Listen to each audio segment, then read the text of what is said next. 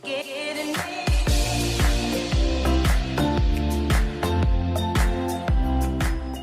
Everyone, Puja here.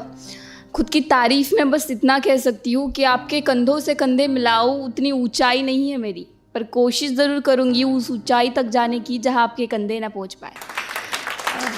शुक्रिया। इससे पहले मैंने जो जी टॉक पर पोएम बोली थी वो लड़कों की धोखेबाजी के ऊपर थी, पर हम जितना सोचते हैं उससे कहीं ज़्यादा डिफ़िकल्ट होता है एक लड़का होना। तो कुछ आज लड़कों की अच्छाई के ऊपर लेके आई हूँ। ये कभी बताते नहीं, इसका मतलब ये नहीं होता कि लड़कों को दुख दर्द होता नहीं है। तो बस मेरी आज की पोइट्री का टाइटल है, इतना आसान होता है क्या एक लड़का होना। मैं शुरू करती हूँ। जिम्मेदारियाँ तो इनके सर पर भी बहुत होती है, जिम्मेदारियाँ तो इनके सर पर भी बहुत होती है, पर ये कभी बताते नहीं। रोते तो ये भी बहुत है, पर ये कभी जताते नहीं।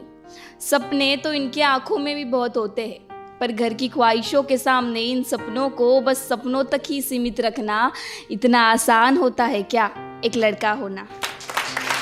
शुक्रिया।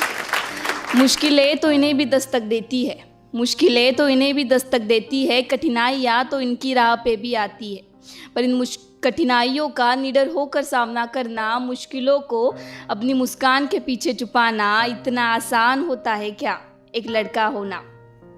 माँ की ज़रूरतें, बहन की नादानियाँ, पापा की वो डांट। माँ की ज़रूरतें, बहन की नादानियाँ, पापा की वो डांट, और ढेर सारे नखरों के साथ गर्लफ्रेंड के ढेर सारे खर्चे उठाना इतना आसान होता है क्या एक लड़का होना।